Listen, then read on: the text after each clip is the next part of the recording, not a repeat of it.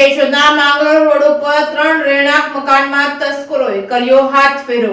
કેશોદના Mangrol road ઉપર આવેલા GM પાર્કમાં રહેતા નરેશભાઈ નારાયણભાઈ ચુડાસમા ઉંમર વર્ષ 49 કેવદરા પે સેન્ટર શાળામાં આચાર્ય તરીકે ફરજ બજાવતા હોય જેઓ શૈક્ષણિક પ્રવાસમાં વિદ્યાર્થીઓ સાથે દ્વારકા ગયા હતા ત્યારે વહેલી સવારે પાડોશી દ્વારા ટેલિફોનિક જાણ કરીને જણાવ્યું હતું કે તમારા મકાનમાં દરવાજો તોડવાનો અવાજ આવી રહ્યો છે। પરત આવ્યા બાદ ઘરે જોતા દરવાજાના તાળા તૂટેલા હોય અને કેશોદ પોલીસ સ્ટેશનમાં જાણ કરી ફરિયાદ નોંધાવી હતી, જેમાં જણાવ્યા મુજબ બંધ મકાનના દરવાજાના તાળા તોડી અંદર પ્રવેશ કરી નરેશભાઈ નારાયણભાઈ ચુડાસમાના મકાનમાંથી ડેલ કંપનીનું કાળા કલરનું બેચ નંબર GRF 77F2 વાળું લેપટોપ કિંમત ₹20,000ની ચોરી કરી ત્યારે આસપાસ તપાસ કરતા અન્ય 2 સ્થળોએ પણ ચોરીની ઘટના બની હતી। અમિતભાઈ રમણીકભાઈ વણપરિયાના મકાનમાંથી રોકડ રકમ 8,000ની ચોરી તેમજ કાંતિભાઈ ધરમશીભાઈ ચાવડાના મકાનમાંથી રોકડા 10,000ની ચોરી થઈ હતી। કેશોદ પોલીસ સ્ટેશનના પોલીસ ઇન્સ્પેક્ટર બીબી કોળીના માર્ગદર્શન હેઠળ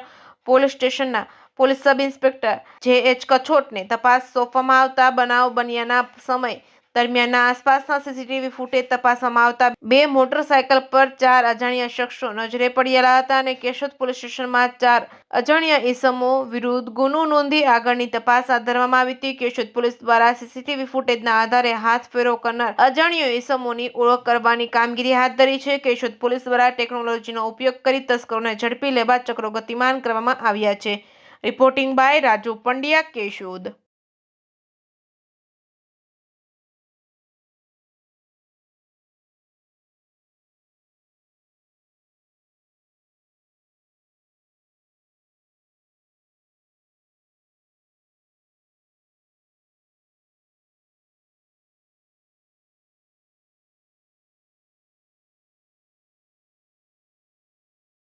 ગતરોજ કેશોદ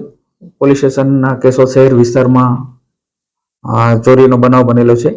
જેમાં ફરિયાદી નરેશભાઈ નારાયણભાઈ ચુડાસમા કે જેઓના બંધ મકાનના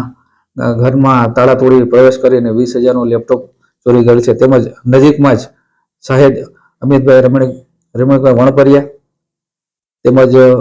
કાંતિભાઈ ચાવડા જેઓના ઘરમાંથી પણ બંધ મકાનો હતા, જેમાં તાળા તોડી અને 8,000 તેમજ 10,000 એમ કરીને કુલ 38,000ની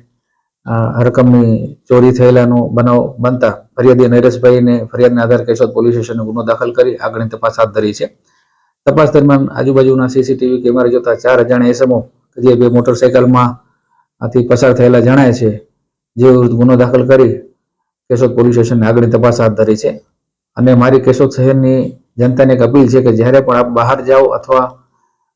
લાંબા સમય માટે જવાના હો ત્યારે પોતાની ખાસ તો પોતાની કિંમતી ચીજ વસ્તુ પોતાના ઘરમાં ન રાખવી,